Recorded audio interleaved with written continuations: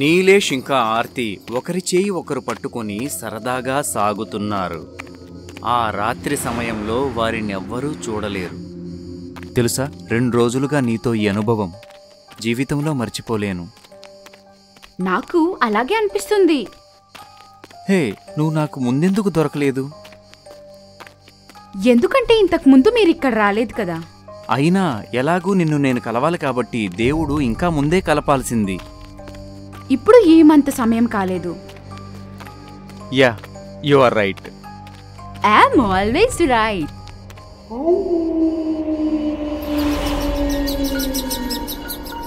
సరే చెప్పు, మనం కేవలం 2 రోజులే ఒకరికొకరం తెలిసి, ఒకవేళ నేను నీకేమైనా ఇస్తే అంగీకరిస్తావా నువ్వు? ఏంటి? ముందు చెప్పు, అంగీకరిస్తావా? అయింది స్వామి, చేస్తాను. నీలేష్ మోకాళ్లపై నిలబడి ఆర్తికి ఒక ఉంగరాన్ని బహుమతిగా ఇస్తాడు. విల్ యు వానా grow older with me? Aarti ఆశ్చర్యపోతుంది, తరువాత సంతోషిస్తుంది. ఓ yes! తన చేతిని ముందుకు చాచుతుంది. నీలేష్ ఎంతో ప్రేమతో ఆ ఉంగరాన్ని తొడుగుతాడు. తరువాత వారిద్దరూ చేతిలో చేయి వేసుకుని ఆ దారి వెంట సాగుతారు. మీరు దీన్నెలా ప్లాన్ చేశారు? నిన్న నేను మీతోనే ఉన్నాను కదా. మాయా. Is it? ఒక విషయం అడగడమే మర్చిపోయాను. ఎన్న?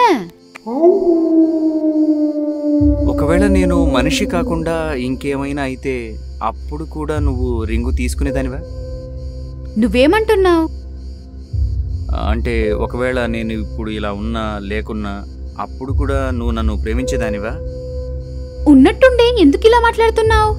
చూడు, ఇవాళ ఏదో అవుతుందేమో, అంటే నేను బాగా కనిపించనేమో, అయినా నువ్వు నన్ను ఎప్పటికీ వదిలిపెట్టొద్దు.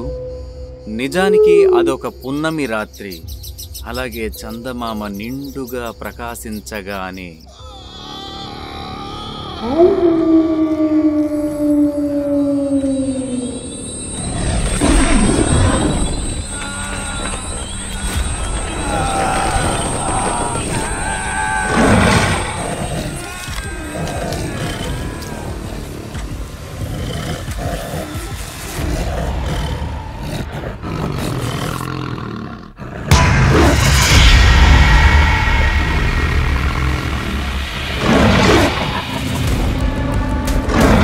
ఆర్తి అది చూసి పెద్ద పెద్దగా అరుస్తుంది.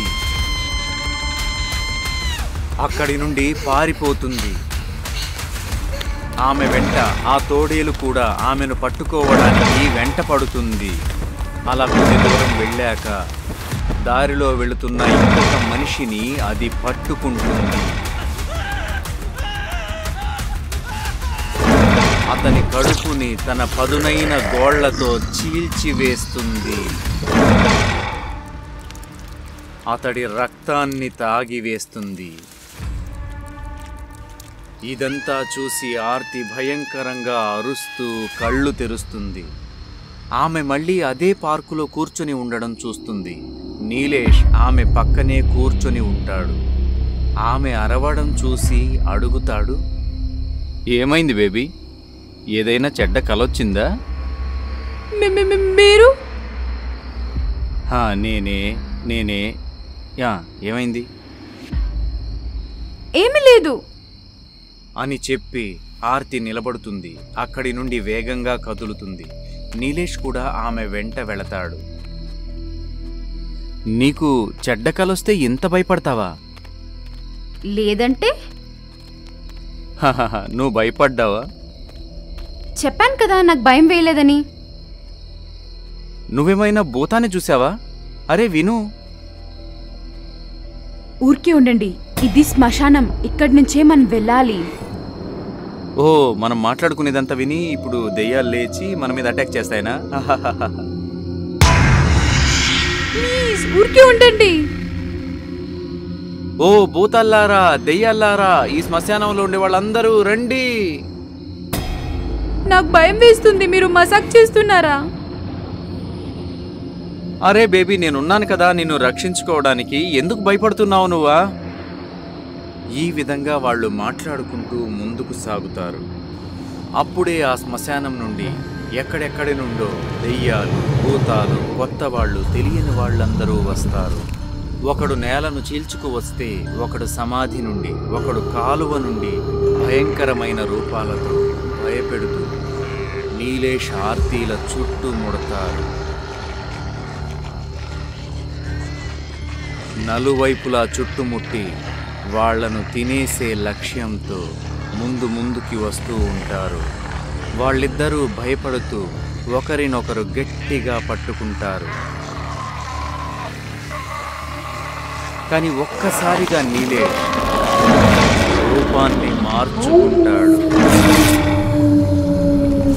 అచ్చం అలాగే ఆర్తి తన కలలో చూసిన విధంగా మారతాడు. పూర్తిగా తోడేలుగా మారిపోయిన నీలేష్ ఆ దెయ్యాలు, భూతాలతో పోరాడతాడు.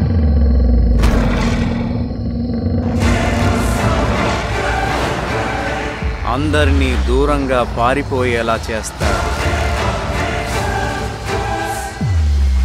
ఈ దృశ్యం పూర్తిగా భయంకరమైనది.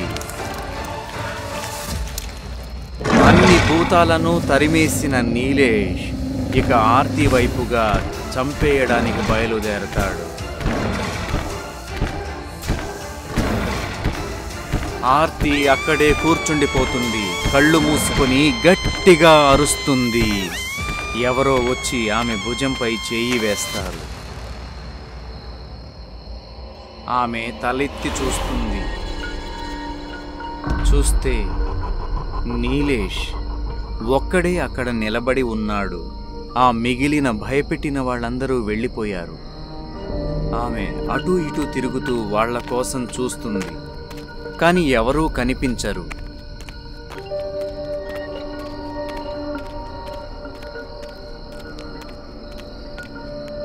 ఏమైంది? వాళ్ళంతా ఎక్కడికి వెళ్ళారు? ఎవరంతా? ఇక్కడెవరు లేరు కదా. నువ్వు నా దగ్గరికి రాకు.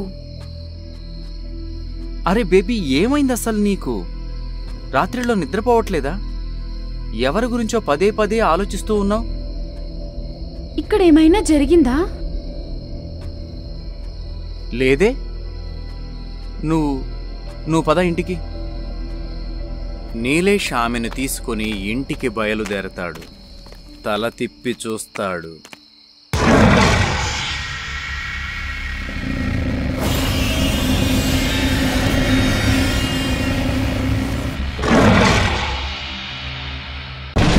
రాత్రి సమయం. చాలా భారీ వర్షం పడుతుంది. మెరుపులు మెరుస్తుంది. మరియు రాత్రి చీకట్లో ఓ వ్యక్తి గాలి కన్నా వేగంగా కారులో దూసుకొస్తున్నాడు. మరియు ఆకస్మికంగా ఆ కారు రాత్రి చీకట్లో వేగంగా ఓ చెట్టును ఢీకొంది. కారుని నడిపించే వ్యక్తి చనిపోతాడు. ఢీకొనగానే కారుకు తెచ్చుకుంది. బండి లోపల నుంచి ఓ మనిషి చెయ్యి తన చేతిలో నుంచి ఓ గాజు బాల్ క్రింద పడుతుంది. మరియు దొర్లుతూ రోడ్డు పక్కకి చేరుకుంటుంది. మరుసటి రోజు పొద్దున్న ఈ ఘటన జరుగుతుందో అక్కడ జనాలు గుమికూడతారు. కొందరు అక్కడే మాట్లాడుతుంటారు. కొందరు ఆ యాక్సిడెంట్ని చూసి భయపడతారు. అప్పుడే అక్కడి నుంచి సిఆర్ వాళ్ళమ్మ వెళ్తుంటారు. దారిలో ఇంతమందిని చూసి ఇద్దరు అక్కడే ఆగిపోతారు. అమ్మా, ఇక్కడ ఏమైంది? ఇంతమంది గుమికూడారు ఎందుకు? పాప, ఇక్కడేదో యాక్సిడెంట్ అయింది. ఆగు, నేను చూస్తాను. సుష్మా ఎలాగైతే యాక్సిడెంట్ దగ్గరికి వెళ్లి చూస్తుందో అక్కడ తనకు రోడ్డు పక్కన మెరుస్తున్న బాల్ కనిపిస్తుంది. అది ఆ రాత్రి చనిపోయిన అతని చేతిలో నుంచి జారిపోయింది. క్రిస్టల్ బాల్ ఎంత బాగుంది. దీన్ని నేను ఇంటికి తీసుకెళ్తాను. ఇలా అని సియా బాల్ని తన పాకెట్లో వేసుకుంటుంది. యాక్సిడెంట్ జరిగిన చోటికి పోలీసులు వచ్చి జనాల నుండి వివరాలు సేకరిస్తారు. మీలో ఎవరైనా ఇది చూశారా? ఈ బండి ఎవరిదో? ఎవరు ఏం మాట్లాడరు. దీనికి ముందే ఓ పిచ్చాయన అక్కడి నుంచి అరుస్తూ వెళ్తాడు. ఇదంతా తనే చేసింది, మరియు అది ఎవరినీ వదలదు. అందరూ చస్తారు. సియా మరియు సుష్మా ఇద్దరు తల్లి కూతుళ్ళు ఇంటికి తిరిగి వస్తారు. సియా వాళ్ళ ఇంట్లో వాళ్ళ అమ్మ సుష్మా, నాన్న మోహన్ మరియు తన చిన్ని చెల్లెలు దీప, చిన్న కుటుంబం వాళ్ళది. ఇంటికి రాగానే సుష్మా భోజనం ఏర్పాట్లు చేస్తుంది మరియు సియా మౌనంగా తన గదిలోకి వెళ్లి డ్రాలో బాల్ని ఉంచుతుంది. ఆ బాల్లో భయంకరమైన రాక్షసుడు ఉన్నాడని సియాకి తెలీదు. ఎవరి దగ్గరైతే ఆ బాల్ ఉంటుందో వాళ్ళు ఆ బాల్కి వశమవుతారు మరియు దాంట్లోనే రాక్షసుడు వాళ్ళని తన స్వార్థం కోసం వాడుకుంటాడు. రాత్రి అందరూ పడుకున్నాక అకస్మాత్తుగా సియా రూమ్ నుండి వెలుగులు వస్తుంటాయి. అరే, ఈ లైట్లు ఎక్కడి నుంచి వస్తున్నాయి? నేను చూడాలి. సియా లేచి చూస్తుంది. అరే, ఈ లైట్స్ నేను డ్రాలో ఉంచిన బాల్ నుండి వస్తున్నాయి. ఇలా అనుకుంటూ సియా డ్రా తెరుస్తుంది మరియు ఆ క్రిస్టల్ బాల్ మెరుస్తూ ఉండడం చూస్తుంది. అకస్మాత్తుగా సియా పడిపోతుంది. బాల్ మెరవడం ఆగిపోతుంది. సియా పడిపోవడం చూసి వాళ్ళ అమ్మ, నాన్న పరిగెత్తుకుంటూ వాళ్ళ రూంలోకి వస్తారు. అరే సీమా, ఏమైంది నీకు? కిందెందుకు పడ్డావు? తెలీదు నాన్న. లేగమ్మా, లేచి పరుపు మీద పడుకో, నిద్రపో. సియాని పడుకోబెట్టి మోహన్ మరియు సుష్మా వాళ్ళ రూంలోకి వెళ్తారు. ఇక్కడ కొన్ని రోజులు గడిచిపోతాయి. అకస్మాత్తుగా వాళ్ళ ఇంట్లో ఏవో వింత పరిస్థితులు తలెత్తుతాయి. దాంతో సుష్మా ఆందోళన చెందుతుంది. మోహన్ తను ఆందోళనగా ఉండడం చూసి అడుగుతాడు. సుష్మా, ఏమైంది నీకు? ఈ మధ్య చాలా ఆందోళనగా కనిపిస్తున్నావు. మోహన్, మీరు గమనించారా? 3-4 రోజులుగా ఏదో అశుభంగా అనిపిస్తోంది. నిన్న నేను నిమ్మరసం చేద్దామని నిమ్మకాయ కోస్తుంటే అది ఎర్రగా ఉంది.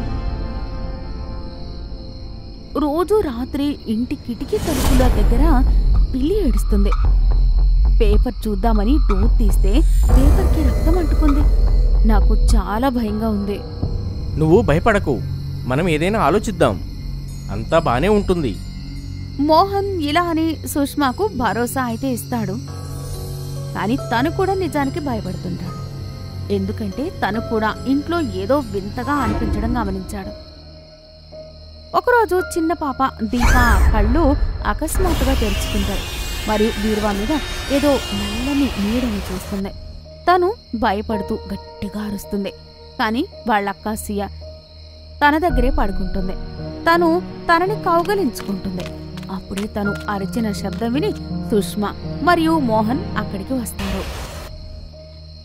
నాన్న, బీరువా మీద ఏదో చూశాను. లేదు నాన్న, తనేదో కలగని ఉంటుంది. మీరు వెళ్ళండి, తనని నేను పడుకోబెడతాను.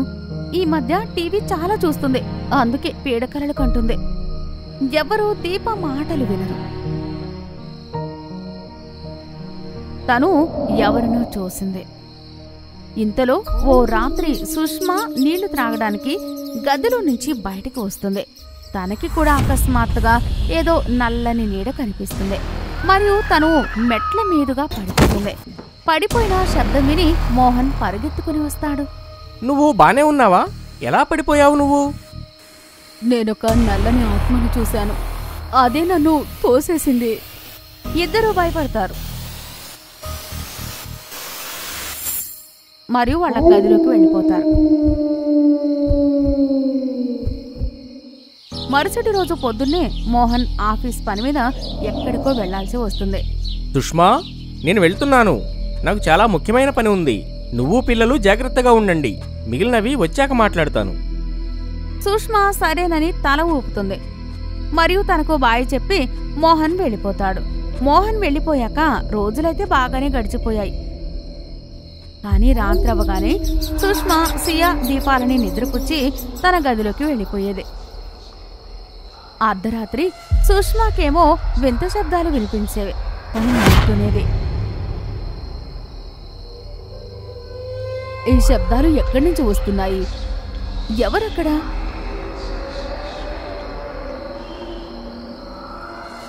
తనింకేదో చెప్పడానికి ముందే తన ముందు నల్లని పెద్ద నీడ కనిపించింది. దానికి ఎర్రని కళ్ళు, పెద్ద కూరలున్నాయి, పెద్ద పెద్ద గోళ్లు ఉన్నాయి.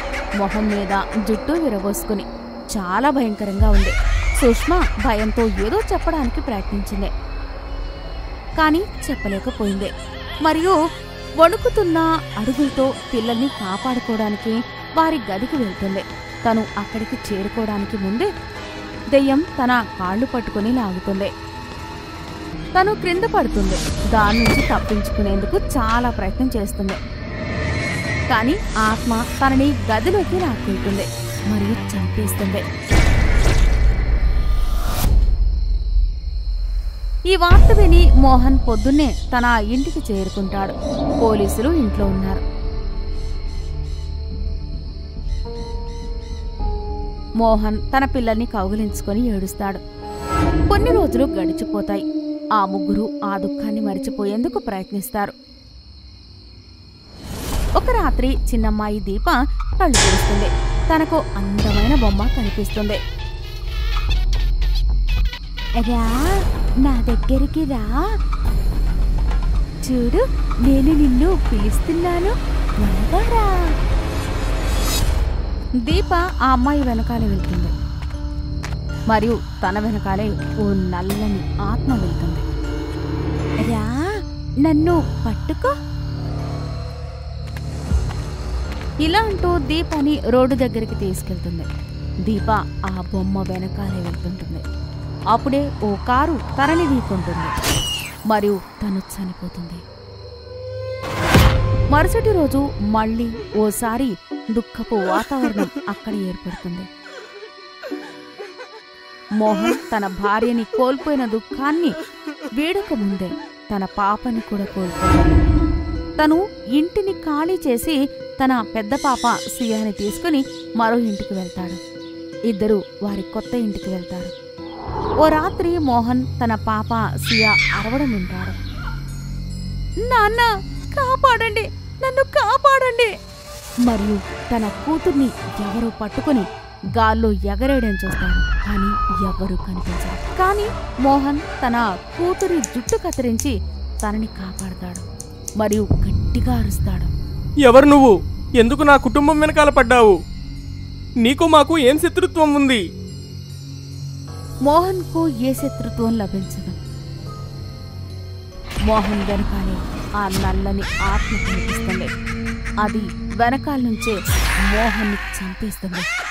రాత్రి చిన్న చీకటి అవుతుంది మరియు భారీ వర్షం కురుస్తుంది మరియు వెనకాల నుంచి ఉరుములు వస్తాయి.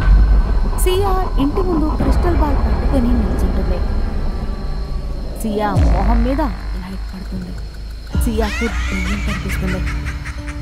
ఆ ఎర్రని కళ్ళ దెయ్యపు మాయలో పడి ముందు తన తల్లిని, తరువాత తన చెల్లిని మరియు మళ్ళీ తండ్రిని కోల్పోతుంది. సియా ఇంటిపై నుండి దూకి తన ప్రాణాన్ని కోల్పోతుంది మరియు తన చేతిలో నుంచి ఆ క్రిస్టల్ బాల్ కొద్ది దూరం వెళ్లి పడిపోతుంది. పొద్దున్న పోలీసులు విచారణ కోసం వస్తారు మరియు ఆ పిచ్చివాడు అక్కడికి కూడా అరుస్తూ వస్తాడు. తనని కూడా చంపేసింది, అందర్నీ చంపేస్తుంది. మరియు ఆ క్రిస్టల్ బాల్ మళ్ళీ ఓ అబ్బాయికి దొరుకుతుంది. తను దాన్ని తీసుకుని తన జేబులో వేసుకుంటాడు.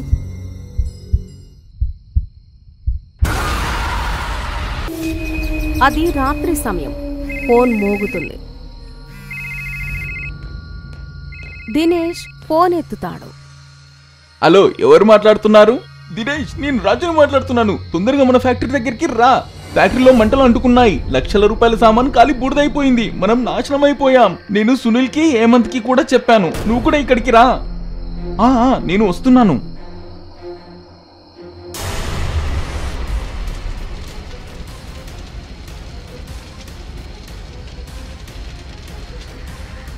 ఆమె తిరిగి వచ్చిందని నాకు అనిపిస్తుంది. ఆయన చెప్పాడు కదా తాను తప్పకుండా తిరిగి వస్తుందని. మనలో ఎవరిని విడిచిపెట్టదు. ఏమో తాను మొదలు పెట్టి ఉంటుంది. ఇంకా మన సమయం మొదలయ్యింది.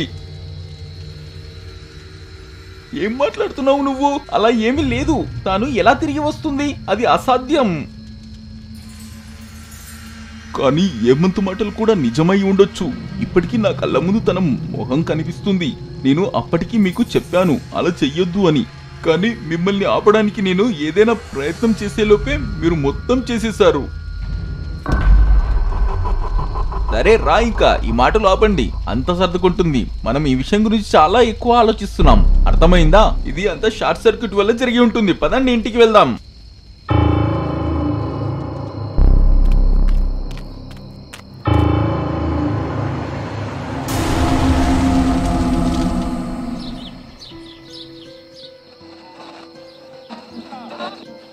జోరుగా హుషారుగా షికారు పోదమా, హాయి హాయిగా లాలా. అరే జరగండి, ముందర నుంచి జరగండి, జరగండి. అలా చెప్తుండగా వాహనం అదుపు తప్పింది. తన వాహనం లోయలో పడిపోయింది. కానీ హఠాత్తుగా ఆగిపోయింది. దినేష్ ముందు ఒక నీడ రావడం కనిపిస్తుంది. నువ్వు వదులు, నన్ను క్షమించు. ఆ నీడ ఎలాంటి సమాధానం ఇవ్వదు. వెనక నుండి వాహనాన్ని తోసేస్తుంది. వెంటనే వాహనం లోయలో పడిపోతుంది.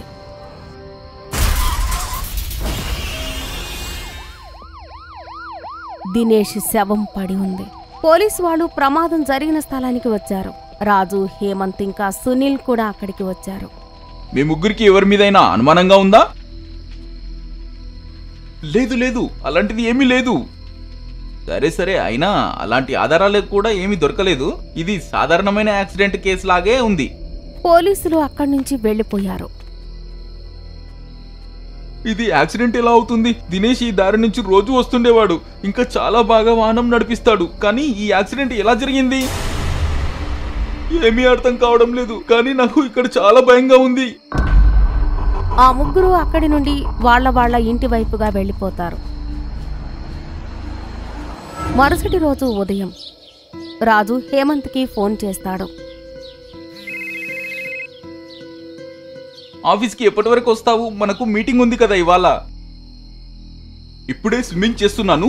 ఇంకా ఇప్పుడు బయలుదేరుతాను. సరే త్వరగా రా. ఫోన్ కట్ అయిపోతుంది. హేమంత్ తన ఇంటి స్విమ్మింగ్ పూల్లో స్విమ్మింగ్ చేస్తుంటాడు. రోజు ఇలా స్విమ్మింగ్ చేయకపోతే అస్సలు రోజు గడవనే గడవదు. ఎవరో బంగళాలో ఎవరిదో స్విమ్మింగ్ పూల్లో స్విమ్మింగ్ చేయడంలో ఉన్న మజాయే వేరు కదా. ఎవరు ఇక్కడ?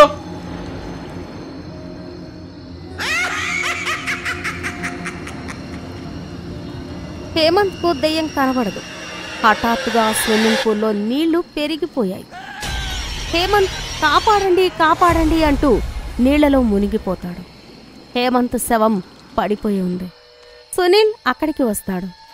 రాజుకి ఫోన్ చేస్తాడు. రాజు, నువ్వు ఎక్కడున్నావు? నీకు తెలుసా హేమంత్కి ఏం జరిగిందో? మనలో మరో స్నేహితుడు చనిపోయాడు. నువ్వు వెంటనే బయలుదేరి ఇక్కడికి రా. నేను అక్కడికి రాను.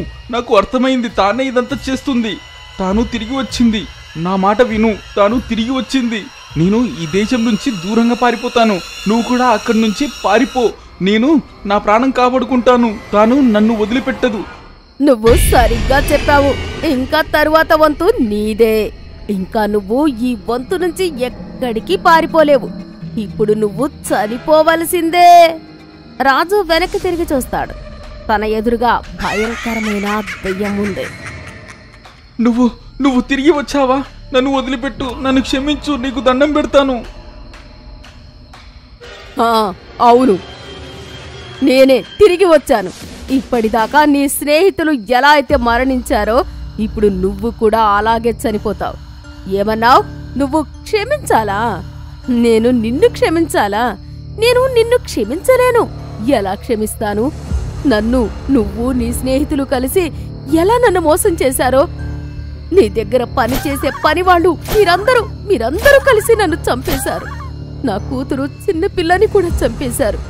నేను నిన్ను ఎలా వదిలిపెట్టాలి? ఇంకా నువ్వు నేను నిన్ను క్షమిస్తానని ఆశిస్తున్నావా? మా వల్ల తప్పు జరిగింది, దయచేసి నన్ను క్షమించు.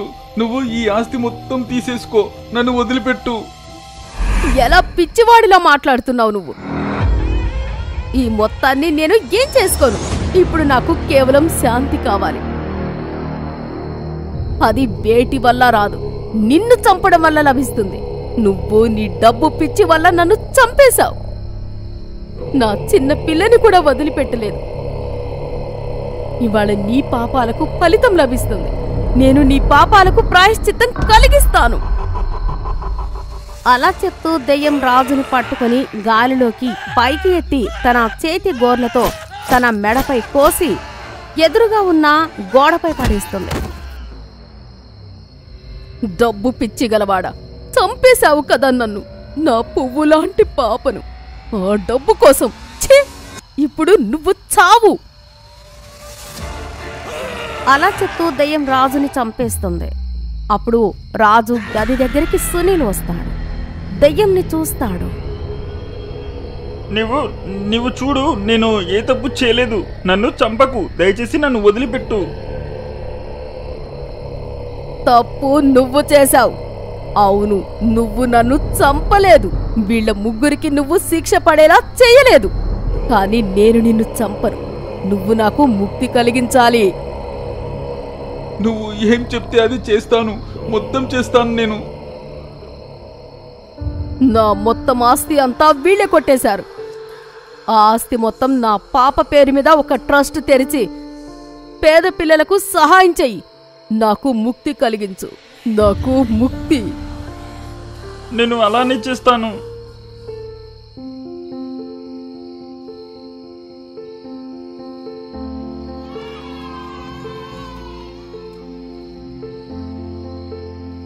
ఇంకా నేను వెళ్తున్నాను. కానీ ఈ బాధ్యత అంతా నేను నీ మీద పెట్టి వెళ్తున్నాను. నేను మళ్ళీ తిరిగి రాను. నా కోరిక పూర్తయింది.